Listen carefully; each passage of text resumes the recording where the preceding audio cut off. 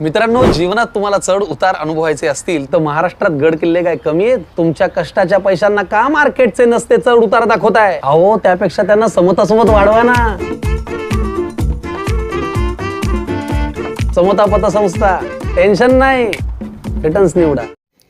कोपरगाव तालुक्यातील विविध कृषी सेवा केंद्रांच्या माध्यमातून शेतकऱ्यांना बोगस खत विक्री होत असल्याचे प्रकार उघडकीस आल्यानंतर कृषी विभागानं कडक भूमिका घेत शेतकऱ्यांची बोगस खत विक्री करून फसवणूक करणाऱ्यांना चांगलाच दणका दिलाय.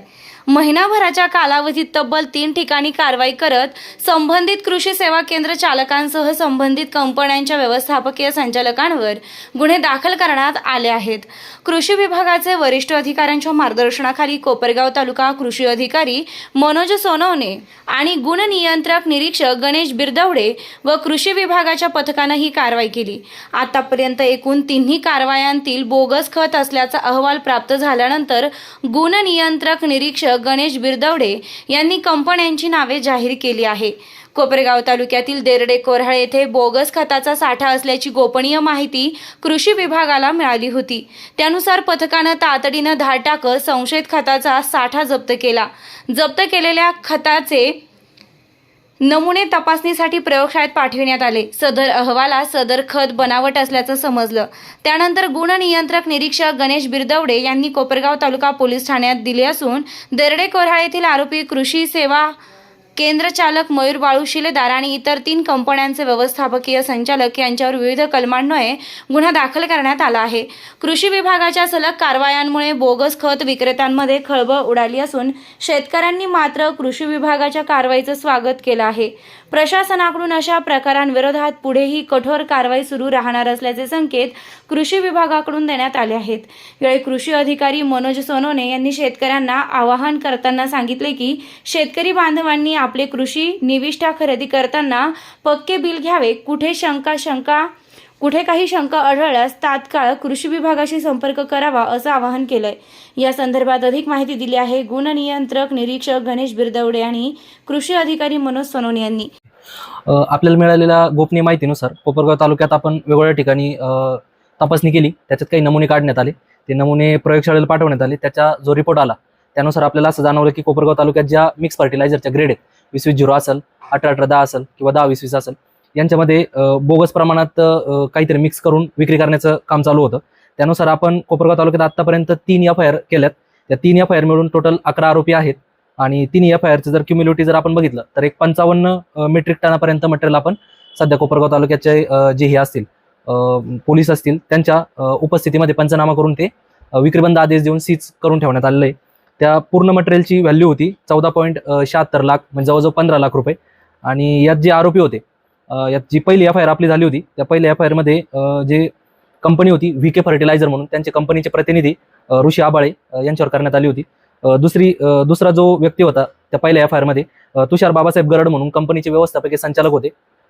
त्यांचा पत्ता राऊरी या ठिकाणी आहे. त्यांच्यावर FIR करण्यात आली होती. जी 2 नंबरची FIR झाली ती FIR अशी होती का आम्ही सेकंड FIR करत होतो पोलीस स्टेशनला. त्यावेळेस आम्हाला गुप्त माहिती मिळाली.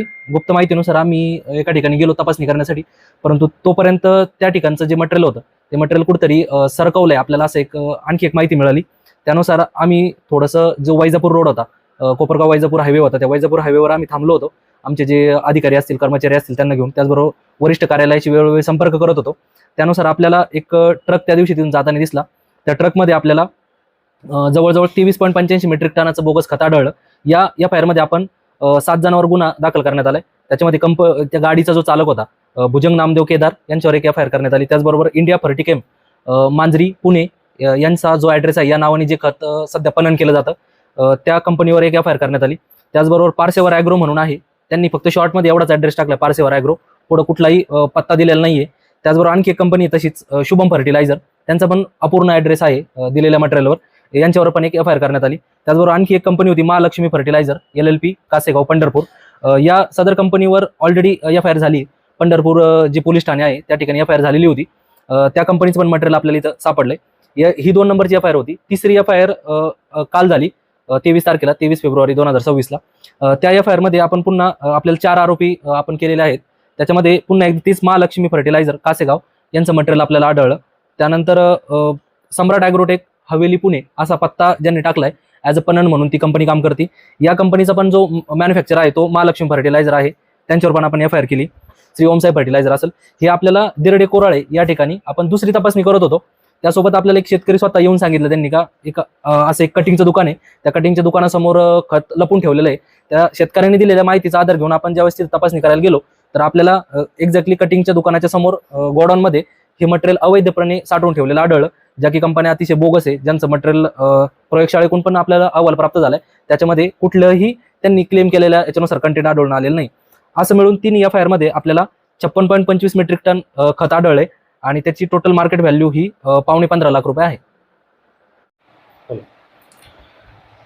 महाराष्ट्र शासन कृषी विभागामार्फत शेतकऱ्यांना ज्या निविष्ठा पुरवठा केला जातो तो गुणवत्तापूर्ण निविष्ठा पुरवठा करण्याबाबत कृषी विभाग नेहमीच कटिबद्ध आहे आणि त्याच्यासाठी कृषी विभागामार्फत काम केलं जातं. त्याचाच परिपाक म्हणून ज्या मागील 15 दिवसात कोपरगावमध्ये 3 FIR आपल्या कृषी विभागामार्फत करण्यात आलेला आहे. याच्यामध्ये मी कृषी विभागामार्फत शेतकऱ्यांना असे आवाहन करू इच्छितो की शेतकऱ्यांनी ज्या काही निविष्ठा ते खरेदी करतात, खते असेल, बियाणे असेल किंवा कीटकनाशके असेल, त्याचे कृषी सेवा केंद्र चालकाकडून पक्के बिल घेण्यात यावे. तसेच जर त्यांना काही शंका आढळली किंवा काही त्याच्या दर्जाबाबत काही त्यांच्या मनात शंका उपस्थित झाली तर त्यांनी कृषी विभागास कळवावे आणि जी काही खरेदी करणार आहेत, कृषी निविष्ठा खरेदी करणार आहेत, तर त्या नामांकित कंपन्याच्याच खरेदी करावे, जेणेकरून त्यांचे जे दर्जाबाबत त्यांना साशंकता निर्माण होणार नाही. निर्भीड न्यूज, योगेश डोके, कोपरगाव. आपल्या पाल्यासाठी स्पर्धा परीक्षांची भक्कम तयारी करायची आहे का? IIT, नीट, मेडिकल, NDA सारख्या मोठ्या स्पर्धा परीक्षांची तयारी योग्य वयात सुरू होणं खूप महत्त्वाचं असतं. म्हणूनच कोपरगावमध्ये इयत्ता 6वी पासून मजबूत पाया घालणारा एकमेव foundation class AK science foundation academy. गेल्या 10 वर्षांचा यशस्वी अनुभव, अनेक विद्यार्थ्यांची IIT व मेडिकलमध्ये निवड. कोपरगावमधील ओरिजिनल फाउंडेशन कोर्स कंडक्ट करणारा एकमेव क्लास. नवीन बॅचेस 1 मार्च पासून सुरू. Limited seats. आजच प्रवेश निश्चित करा. संपर्क 87 66 56 00 83. AK science foundation academy, Kopargaon.